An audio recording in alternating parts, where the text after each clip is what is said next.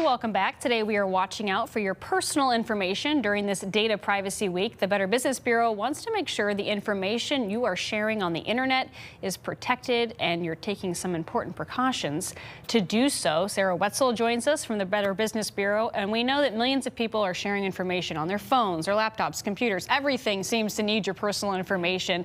So can we talk about some of the common ways that people can protect that information and keep it from getting into the wrong hands? Yeah, well, as you said, the cell phones, laptops, tablets, all of these devices, it shares personal information through the internet, and it's a great point of access. It's really easy to do your shopping, your banking, making travel arrangements, or keeping in touch with friends or family. But we also have to remember that this opens the door for fraudsters to get our personal information as well. And so there's businesses, I assume, that are also at risk. They have to put in personal information. So are anything safeguard-wise they can do to kind of keep them safe? Yeah, well, same thing for businesses, but really on the consumer side, they should know that businesses are expecting to have a privacy policy to protect our consumers. And so whenever you're doing business with any company, you want to make sure that they have a privacy policy and you understand how they're protecting your privacy.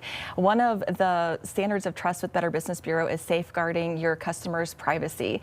And so really, whenever you are looking to do business with someone, come to bbb.org, see if they're accredited, and if they are, that means they have adhered to those standards, and you can feel a little bit more at ease doing business with them. And that's always something you want to look for. So let's talk a little bit more about one of those particular safeguards. I believe it's called Share with Care. Is that right? Absolutely. With your social media, make sure that you're sharing with care, because those posts stay around for a long time. And so especially if you're putting a lot of personal information out there, you don't know who's seeing that. So with that, you also want to make sure that you're checking your privacy settings on your devices, on your web browsers, on any apps. Make sure that you're going to them and setting or adjusting the settings to what you're comfortable with, and then using Wi-Fi carefully. If you're at a coffee shop, using their Wi-Fi, make sure you're not logging into your email or your bank account that has sensitive information, because a lot of those networks are not secure and any hackers could get in and get that information. And I feel like all of this, like a lot of things, is something that younger people can also share with their older parents or grandparents, things that you may not think about as an older generation potentially that might be good information to have when you're doing that online shopping or whatever it may be. Right. Scammers will go after everybody. And in our Scam Tracker risk report, we actually found that